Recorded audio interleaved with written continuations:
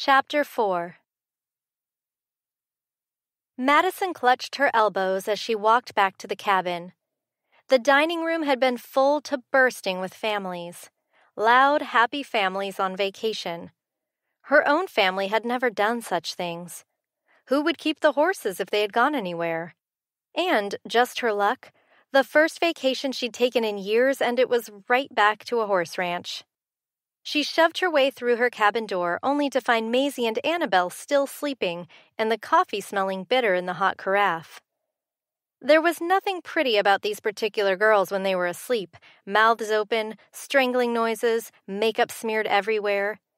Madison avoided their side of the room as she went back to the one desk space in the little cabin. It was a small kitchen table meant for 4, but people must have been a lot smaller when it was built because her laptop and notes filled it. The power light flicked to life, and she brought up her working file. As she poised her hands over the keyboard, her mind froze. What would she write? She couldn't even remember where she was in the story that she'd started a month ago. Not even the name of the main characters. So much for them being a part of her. A low groan slipped from one of the beds behind her. Her shoulders ached as the tension built. How she hated to write in a room with people. One of the beds creaked, and Maisie sat up. "Coffee," she moaned, rubbing her head. Annabelle growled and tossed a pillow at Maisie's head. She whimpered. "Quiet, you're being too loud." Maisie rubbed her eyes with the back of her knuckles, then tossed the pillow back. "I'm not. I just need coffee and something for this headache. What did we drink last night?"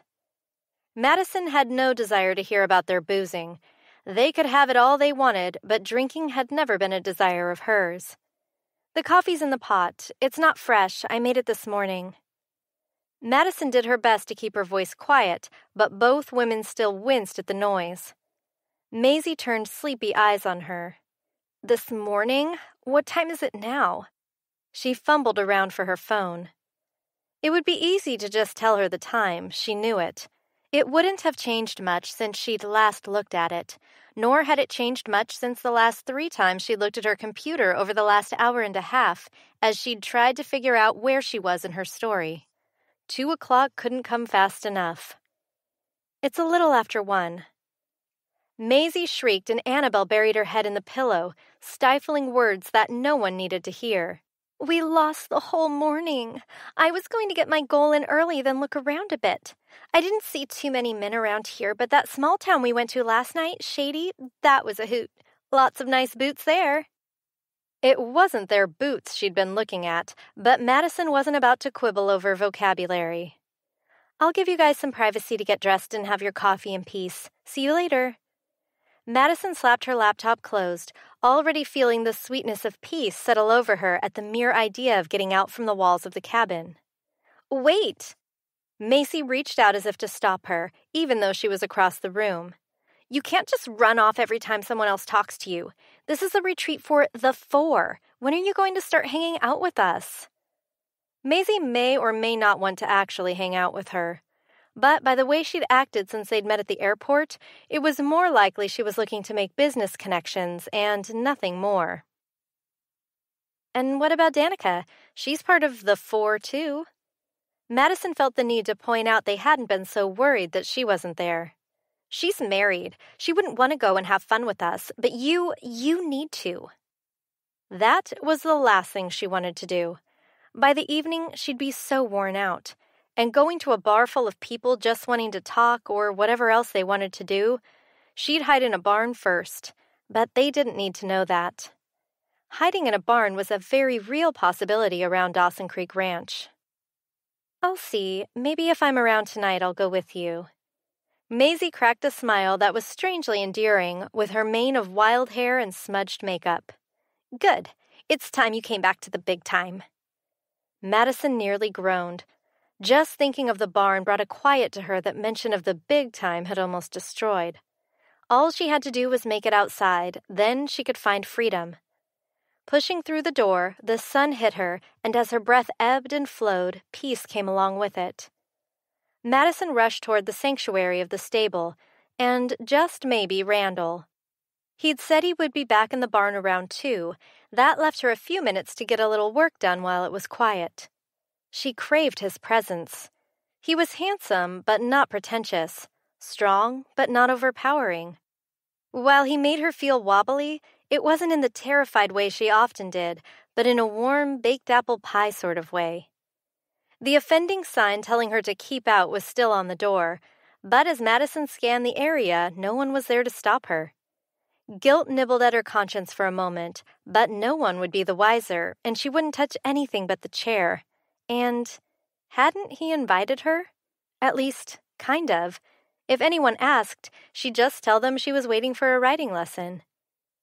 She shoved inside the dark red, low-slung stable and closed the door behind her.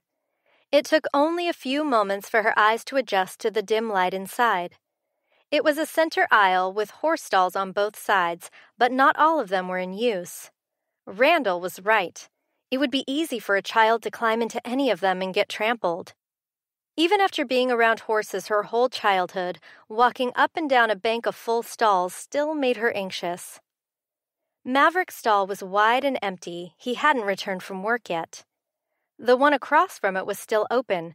The red camp chair still sat there, just waiting for her. She'd never been one for camping, but she already knew it was comfortable. She curled her leg into it and lowered down, then bent her other leg under. Odd that the place that smelled the most like home, sounded the most like home, and even looked like home, would be the place she felt the most at ease when actually going home had never been anywhere near a desire. Madison drew her digital tablet from her purse and turned on the word processor.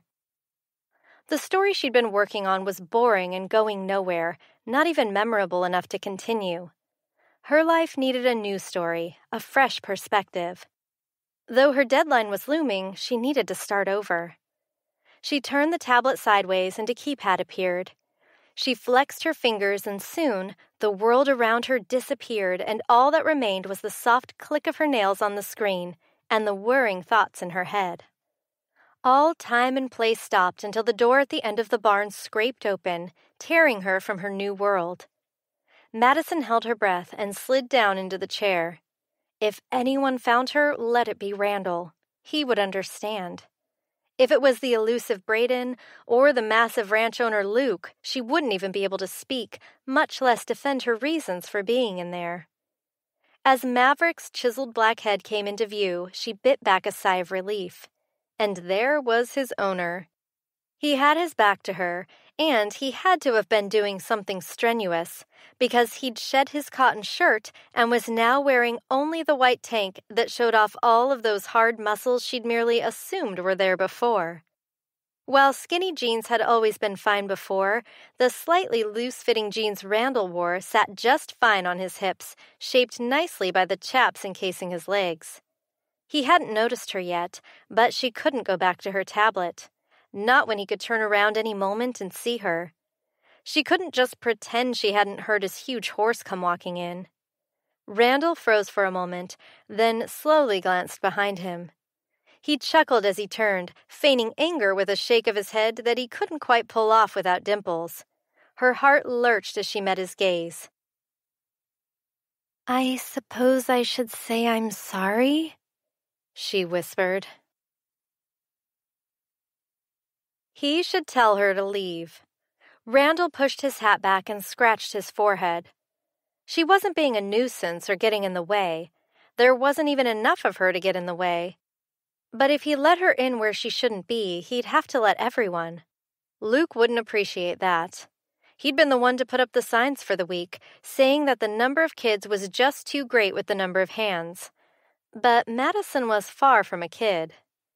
"You come around looking for lessons?" What a silly thing to say. She wore tiny shorts that, while looking fantastic on Miss Legs, would do no good for writing. The strappy sandals wouldn't help either.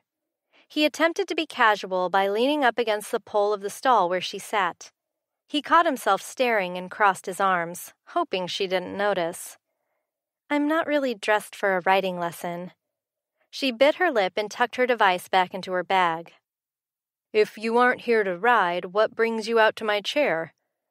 He pushed off from the pole and ducked into the next stall. retrieving another folding canvas camp chair. As long as he returned it, all would be fine. He felt like a giant towering over her. As he got the seat situated, Madison unfurled those long legs and sat upright. Lord help him, he was a leg man. I liked your spot by the river, but for some reason this place called to me today. I hope I don't get you into trouble. No one else saw me come in here. You're probably fine as long as none of the guests see you come and go. Most of them don't know yet who works here and who doesn't. I should check with Luke or Braden. I've gotta say, though, other than a phone, this place doesn't see much tech. Pretty strange to see you with that in here. He gestured to her slim purse where she'd tucked her tablet away. She blushed, and a slight smile crept across her full lips. I was just getting some work done. Work that I've been putting off for a long time and just didn't have a clear direction for until I sat down in this chair. He felt the same way about the stable. The steady motion as he groomed Maverick, or even the mindless work of repairing the tack, was all it took to get ideas flowing. Ideas about his own place and how he'd do it. Dawson Creek Ranch was an excellent place to start. Well run. But he didn't want a dude ranch. There were just too many people who stuck around too long, not enough quiet. While his ranch would have a lot of people, none would stay more than a few hours. I suppose if you're looking for a little piece to finish your work, I should let you. He hated the idea. If he was with her, he was doing his job and enjoying it. But if she was busy, he'd have to go find some of the other guests and see if they needed help or wanted to take riding or roping lessons. Teaching children about tying knots and saddling who'd rather be at a theme park was about as much fun as getting kicked by a horse. It just wasn't his gift. But that's what he was paid to do. Now, give him kids who appreciated horses or were in awe of riding, and he could do that all day long. He pressed his hands to his knees to stand when Madison reached out and laid her hand on his. He stared at it for a moment, not really believing what he was seeing. The contrast of her pale skin against his tan was striking, but not as striking as how his body tensed at the brief touch. Stay? For just a few minutes? You don't have to sit with me if you've got work to do, but I don't mind the company. If she didn't mind, he wasn't going anywhere. I think I can wait for a few minutes before I rush off to help with whatever list Luke has for me. She sat back, comfortable in her chair. He and Kat seemed like a great couple. That thought was about the furthest thing from his mind. I guess so. I hadn't really noticed. Luke had a girl. Seemed like he always had someone who wanted his attention. Since his name was on everything in town, people tended to flock to him, including women. Madison giggled nervously and ducked her head, letting her auburn curls fall in front of her softly rounded shoulders. I guess I only noticed because I caught them kissing this morning on my way from breakfast. That was a landmine comment if he'd ever heard one. There was no way to navigate around it. If he commented on how they shouldn't kiss in front of the guests, which he didn't mind, he'd be a prude. But if he mentioned anything positive about kissing, he'd look like he was angling for one of his own. Which he could be, but she didn't need to know that yet. Luke runs a nice place. Do you like working here? She swiped her hair back behind her ear as she glanced up at him. The little dangly bob hanging from her ear swayed and glistened in the light from the window behind her. Yeah, I'm only here for this summer, then I'll go home and start my own place.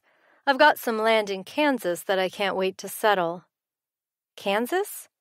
She sat up straight in her chair and frowned down in her lap, the warmth from a moment before gone straight out the window. What in the world had he done? Yeah, I was able to buy a good plot of land out there. I just had to earn enough money to put some buildings up. She nodded, suddenly cold and distant. Hey. He reached for her, then realized he'd have to touch her bare knee, and he stopped. Whatever it is, let's not talk about that. Why don't you go get changed and I can give you that lesson we talked about? I can take you on a short ride or a long one, whatever you want. Her mouth almost shifted into a smile. I'm not really one for riding. He hated to leave, but he had to do a lesson at some point. Maybe you'll ride with me sometime this week? She gave a non-committal nod that left him wondering if she'd really heard him. If you're going to teach riding, why did you bring him in for grooming? She angled her glance over to Maverick. Oh, that's easy. He scares the kids. He's big and doesn't put up with anyone handling him but me. When I teach, I have to ride one of the horses Braden brought for that purpose. She nodded, then stood. He stood right along with her as she took the few steps over to where Maverick waited outside his stall. He hadn't worried. Maverick would never leave, but she shouldn't touch him. He'd never been good with anyone else. Wait. He reached for her. Madison ignored him and patted Maverick's neck. The huge gelding stood still, with his big dark eyes unblinking. He's a good boy. Why do you say such things about him? She glanced back at Randall, and her eyes sparkled with her teasing. He couldn't stay away. He moved just behind her. She was about 4 inches shorter than him, but it made all the difference. He reached around her and patted Maverick, letting his arm brush against hers. Madison was soft, and her hair smelled of some fancy shampoo that he probably could never afford. The air snapped between them. Even Maverick felt it as his ears pivoted. He stepped back, and she whirled around and faced him, her gaze traveling up from his neck to his eyes. Then she slipped out from between him and Maverick. I should get back to my cabin. I'm sure they're wondering where I've been, and you've got so much to do. Yeah. He scratched the back of his neck, trying to remember just what those things were, but the current that had passed between them had all but obliterated his brain. I'm done working with the guests at 8. Do you want to... What could he ask? It was too soon for a date, but she'd only be there another 5 days. If he wanted to spend more time with her, he had to do something. Yes, I'd like to meet you. I'll wait out by the fence tonight. She flashed him a quick smile as she backed away, then turned. He watched those legs until they disappeared out the back door.